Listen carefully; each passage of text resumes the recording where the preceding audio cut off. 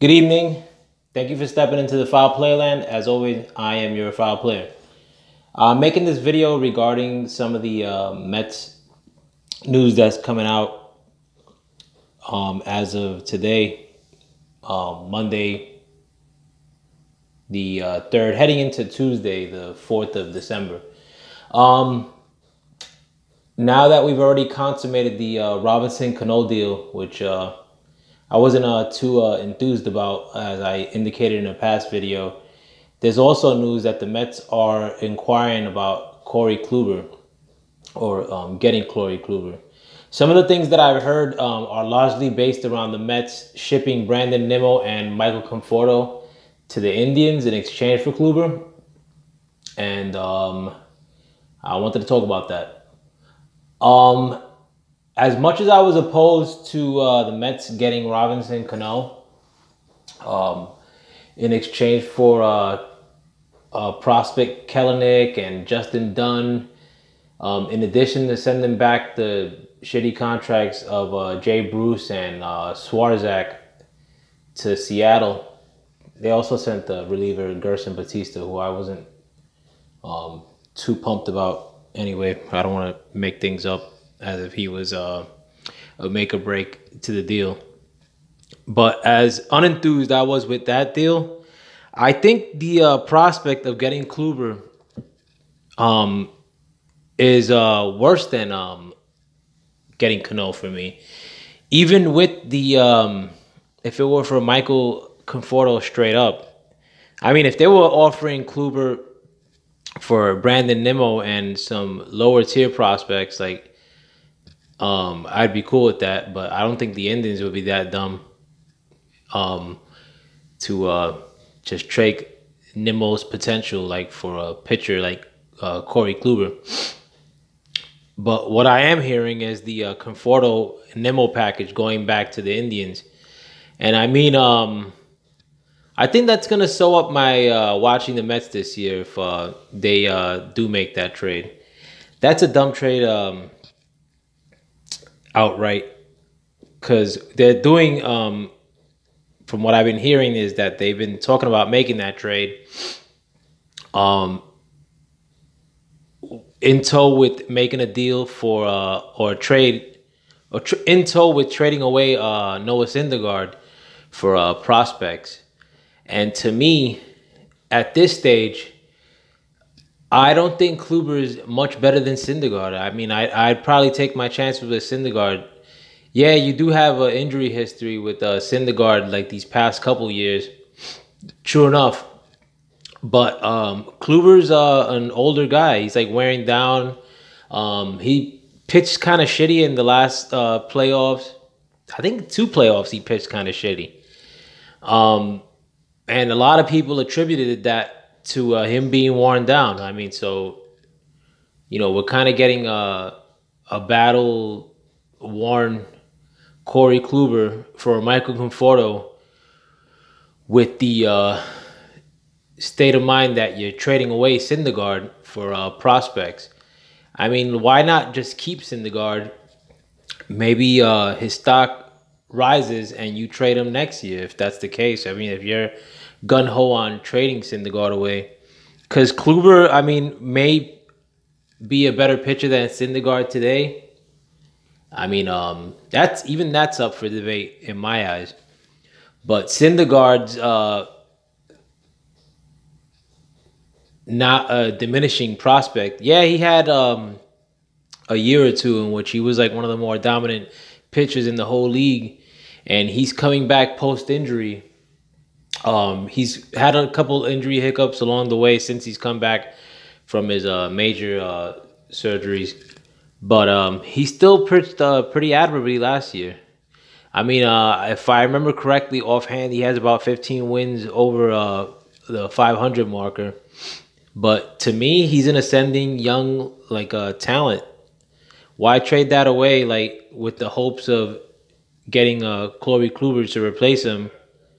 In addition to giving away Michael Conforto. I think Michael Conforto is one of the best hitters on the Mets.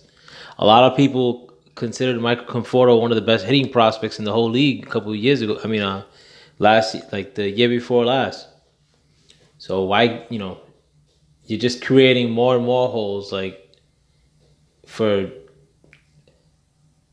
the sake of making moves. It seems like, our new GM Brody. Some of these moves, I mean, like it's there's really no rhyme and reason to any of them. If this gets consummated, not so much just acquiring Kluber, because if they were just acquiring Kluber outright, I'd kind of be cool with that. But I'm not really cool with giving away Conforto, like in the hopes of acquiring Kluber. But it's the whole getting Kluber to trade away Syndegaard that doesn't make much sense to me. If I had a list of the moves that I wanted to make, I'm not sure if I mentioned this in the past video, but I would make my off-season moves in trying to sign a hitter. Preferably AJ Pollock to play center field. I mean, he has potential. I think he's 31 years old at this current venue. He's a really good hitter, like a good fielder. He has an injury history, but I think that helps in like trying to sign him. I would sign one or two more relievers. One of my targets would be Andrew Miller, like because he has an injury history and he can't really ask for a big contract. I try to maybe sign him for a 1-year deal for a lot of money. Worst case scenario, I mean, if we don't compete, you could trade somebody like that away for an ass load of prospects. I'd also try to sign another reliever, maybe, on the lower tier. And I'd try to sign a starting pitcher, maybe Gio Gonzalez or another back end of the rotation solid starter who you could potentially also trade away, but who you shore up your rotation, especially on that back end where you had Jason Vargas and a bunch of throw-me-ins at the last year, which didn't really amount to nothing in the back end of our starting rotation. So yeah, I'm at this current venue. I am opposed to getting Kluber. I think that they're not gonna like look at our prospects and salivate, with the exception of Peterson. And I kind of like Peterson, our starting pitching prospect, left-handed. I'm kind of like more close to the vest as far as trying to retain Peterson, because we gave up Kelenic and Dunn. More so, like I'm more of a fan of Kelenic than I was of Dunn. But our prospect cupboard was pretty barren to begin with, and now you're making it a little bit more barren. You're emptying it out even more, like to get something that's not like an immediate need. Particularly when you have somebody who could fill that immediate need. Noah Syndergaard, who is already on the roster. Noah Syndergaard, at the very worst, is a number 4 to 3 pitcher. At the very best, he's been the most dominant pitcher, or one of the most dominant pitchers in the whole league. In addition to that, too, like I mean, like, not that I give a shit about the marketability, but there's nobody on the Mets that is like a sellable player, like who's marketable, like a Syndergaard. Cano's not that guy. I don't even know what Cano's voice sounds like.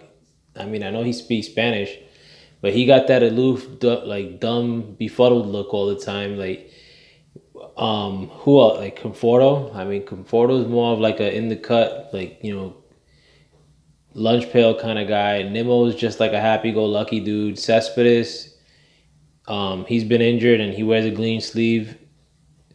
From what I hear, he actually does talk English in real life, but he won't do interviews in English. Like, actually, it's not from what I heard, because I actually heard him speaking English when we had an ESPN game. When the Mets had an ESPN game, and a young lady was interviewing him about his workout routine, and he's like speaking like almost perfect English. I'm like, damn, this motherfucker doesn't from what it sounds like, or like the perception like that you get, is that he doesn't speak a lick of English.